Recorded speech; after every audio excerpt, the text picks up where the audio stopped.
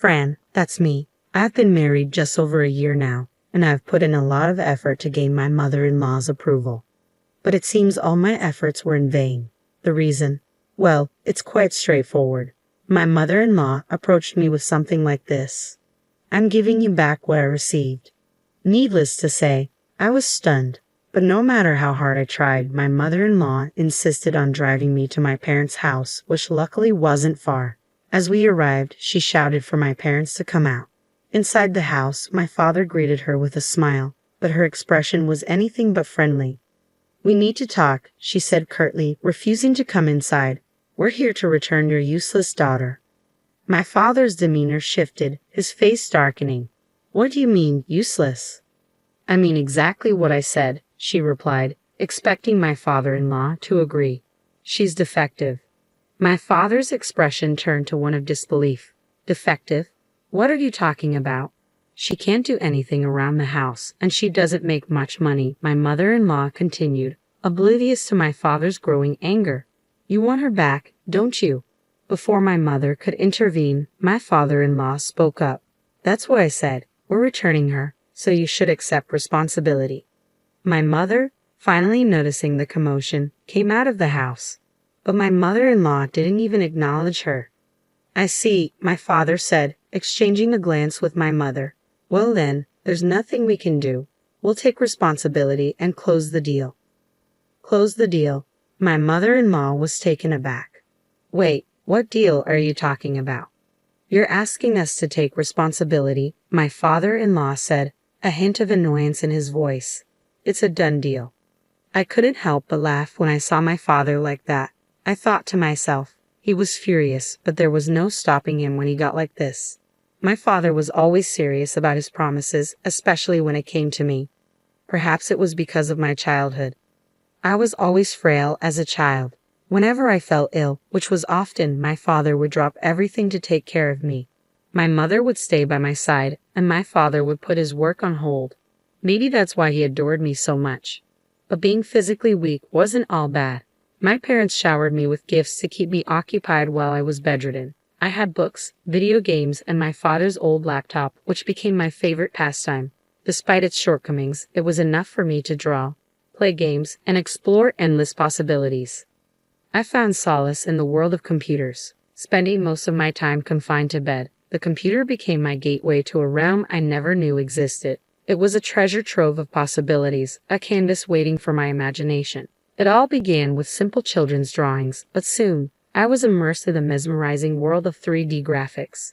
Driven by fascination, I delved deeper into illustration and computer graphics, eventually carving a path as a graphic designer. Despite my physical limitations, I found solace in the virtual realm. After high school, I embarked on a career as a remote graphic designer, overcoming numerous obstacles along the way. Self-taught and lacking formal training, I struggled to find my footing initially. But with determination as my ally, I persisted. Day after day, I poured my heart into my craft, building a reputation through hard work and dedication. Slowly but surely, recognition began to trickle in, opening doors to new opportunities and clients. 5 years flew by in a blur of creativity and perseverance. As my portfolio grew, so did my confidence. Then, unexpectedly, an opportunity arose. My father, the owner of a local construction company, approached me with a proposition to create a commercial for his business. Surprised by the request, I hesitated. Was I up for the task? But my father's faith in my abilities was unwavering. It wasn't about familial obligation. It was about recognizing my talent and taste. Grateful for his trust, I embraced the challenge wholeheartedly. My design became an advertisement, gracing the pages of local newspapers and adorning the company's website. Though our reach was local, the response was overwhelming. Encouraged by the positive feedback, I felt a sense of validation and pride. As my work transformed into posters lining the streets and bulletin boards, I realized something profound. I could stand on my own 2 feet, both in the virtual world and the real one. I relished the newfound sense of independence. It was liberating to know I could stand on my own 2 feet. Meanwhile, my posters were causing quite a stir in town. Rumors swirled about the talented daughter of the construction company, known for her exceptional designs and advertisements. Before long, locals began seeking me out for assistance. One day, an electrician from town paid a visit. "Your daughter is a designer, right? Can she create advertisements for us?" he inquired, addressing my father. With a chuckle, my father promised to consult me. As it turned out, the town electrician was actually a key business partner of ours, handling a range of electrical installations for our remodeling projects. Given the importance of our partnership, I readily accepted the offer to create their advertisements. After delivering the finished product, I was pleasantly surprised by the electrician's gratitude. But it wasn't the electrician himself who came to thank me, it was his son Clark. A recent college graduate, Clark was assisting his father in the family business. Intrigued by his ambition, I asked about his plans. "I plan to take over the business eventually," he revealed. We struck up a conversation, and before long, it felt like we could be friends for a long time. Unexpectedly, Clark's demeanor shifted, and he complimented me, catching me off guard. Blushing furiously, I couldn't help but wonder if I was being flirted with. Despite my lack of experience, I found myself drawn to him. Though we only exchanged contact information that day, it wasn't just business details we shared. It was something personal, something that hinted at the possibility of a deeper connection. I'd never experienced anything like it before. The nerves kept me up at night, unable to shake the excitement. Clark and I stayed in touch, exchanging stories and sharing our interests whenever we could steal a moment from our busy schedules. What started as casual conversations soon blossomed into something more, and we found ourselves falling in love. However, our relationship was far from conventional. My fragile health made it difficult to venture far from home, limiting our dates to leisurely strolls in the neighborhood park on my better days. We missed out on the typical outings couples enjoyed, like going to the movies, due to our conflicting schedules. While I had the flexibility to take time off from my freelance work, Clark's responsibilities as an electrician often demanded his attention, even on his days off. Despite these challenges, we found solace in our constant communication.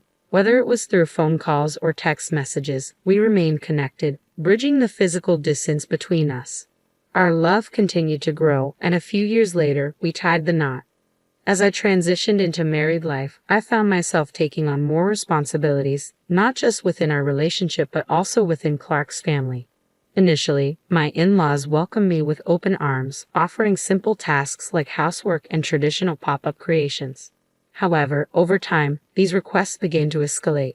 My mother-in-law increasingly relied on me to watch over the family store, often leaving me in charge for extended periods. Similarly, my stepfather-in-law started asking for favors, such as creating a website for the store. While I was happy to help, I couldn't shake the feeling that these requests were becoming more burdensome. I'm not exactly an expert at this, but I'll keep it simple. My father-in-law insisted I create a website for the electronics company, even though it's not my forte. But that was just the beginning. Soon, my in-laws were asking me to do more and more for them, one task after another. Eventually, my mother-in-law approached me, apologizing but still asking me to handle the cleaning. "I have work to do too," I protested, but she insisted, saying, "You're the wife, can't you at least do that?" Reluctantly, I agreed, and once I took on the cleaning, there was no turning back. Cooking, laundry, and more housework followed suit. Before I knew it, I was also tasked with managing the store. With all these responsibilities, I had to scale back on my graphic design work, which meant a decrease in income. Thankfully, my husband, Clark, supported me financially, so I wasn't too worried about the money. However, a fever struck me one day, leaving me exhausted. When I tried to explain to my mother-in-law, she didn't seem too pleased. "I can't believe you get a fever over something like that," she remarked before leaving the room abruptly. I felt a pang of guilt, wondering if I had offended her. But the truth was, my body often had a mind of its own, and there wasn't much I could do about it. As I lay in bed, Clark came in, concerned. "Are you okay?" he asked gently. With a weak smile, I replied, "Yes, I'm sorry." He reassured me, saying, "Don't be too hard on yourself. I understand." But his parents? I confided in Clark about feeling trapped by my in-laws' demands, but he seemed puzzled. "Why not just say no?" he suggested. His words struck me as naive. "It's not that simple," I explained. "When it comes to my in-laws, it's complicated. Saying no could create tension and even lead to bigger issues down the road." Clark's lack of understanding left me feeling even more isolated in my own home. Tears welled up as I grappled with the loneliness of it all. But I knew I couldn't let myself be defeated. With a deep breath, I resolved to steel myself against the challenges. Even after the fever passed, my mother-in-law continued to pile on requests. I tried to balance her demands with my own workload, hoping to earn some favor with my in-laws. Yet despite my efforts, their expectations seemed to grow. Then, out of the blue, my mother-in-law asked about my income. Her probing questions left me feeling uneasy. "It's none of your concern," I wanted to say, but her insistence on financial support caught me off guard. I couldn't shake the feeling that something wasn't right. Despite the supposed success of the electrician business, she hinted at financial struggles. It left me feeling unsettled, unsure of what to make of her request for money. Something didn't add up, and I couldn't shake the feeling that I was being taken advantage of. I hesitated before disclosing my income, aware of its modesty. "Right now, I'm bringing in about $500 a month," I admitted. My mother-in-law's reaction caught me off guard. "Only $500, she exclaimed, her face turning red. Feeling defensive, I pointed out that I contributed significantly to the household chores, from cooking and cleaning to managing the store and doing laundry in her absence. But my efforts seemed to fall on deaf ears. Suddenly, my mother-in-law excused herself, returning moments later with my father-in-law in tow. To my shock, she announced, "I'm returning you." Forced to accompany her, I was taken to my parents' house, where I was informed in front of my father that I was being returned. In response, my father calmly declared his intention to close his own construction company. This unexpected turn left my father-in-law exasperated. "You're going to ruin our business," he accused. But my father remained resolute. "I have to do what's best for my daughter," he insisted. In the end, my father-in-law stormed off, leaving my mother-in-law to deliver one final blow. "You useless wife, you don't have to come back," she spat. Feeling disoriented and hurt by my father-in-law's harsh words, I turned to a friend for advice. "What should I do, Dad?" I asked, overwhelmed by the hurtful situation. "Wouldn't it be better to get a divorce?" he suggested. Despite the pain, I couldn't shake the hope that Clark would come for me. After all, his love mattered most, even if my in-laws disapproved. However, days passed without a word from Clark. Finally, a message arrived from him, bluntly stating, "Let's get divorced." I refused to believe it, bombarding him with messages, but he remained silent. Eventually, Clark's lawyer contacted me, informing me that his parents had persuaded him to end our marriage. Devastated, I reluctantly agreed to the divorce, accepting the alimony and terms offered by Clark. Thus, my brief marriage came to an end. Meanwhile, my father's construction company shuttered its doors, but my brother stepped in to carry on the business independently, severing ties with Clark's family. The fallout from my divorce spread throughout the town, tarnishing Clark's family's reputation. As rumors swirled, they faced increasing avoidance and dwindling business. However, the situation took a surprising turn when my brother's construction company faced sabotage. Repeated incidents of vandalism, including broken air conditioning units, left us baffled. Despite reporting the incidents to the police, the sabotage persisted. Desperate for help, my brother reluctantly turned to Clark's family for assistance. To our astonishment, they not only agreed to help but also suggested charging a premium for their services due to the growing demand. Outraged by their exploitation of the situation, my father condemned their actions, declaring that profiting from others' misfortune was unacceptable. I seethed with anger, though the situation had nothing to do with me. Helpless, I resigned myself to the situation, but my brother refused to back down. "I'll find the culprit," he declared, rallying support from several clients. Curious about his plan, I questioned his choice of action. He explained that he would lend them intercoms for free. "Intercoms nowadays have video recording and sensor functions," he reasoned. Skeptical, I doubted it would be that simple. Yet, within 3 days, the culprits were apprehended. To my shock, it was Clark's parents who were caught red-handed. They confessed to sabotaging the air conditioners in a bid to create work for themselves after losing clients. The term mutual collapse echoed in my mind. If my father quit the construction business, Clark's family would suffer too. The arrest triggered the downfall of Clark's family's electronics shop. Clark himself found work at a demolition site to pay for the damages. Though I sympathized, I chose not to involve myself further. Content with my life as a graphic designer and store manager at my brother's construction company, I relished the absence of nagging in-laws. Yet a new problem arose, my retired father's constant concern. Always asking if I was tired or okay, he hovered around me incessantly. Fed up, I joked that he should get a job too. Surprisingly, he took it to heart, returning to work at my brother's company.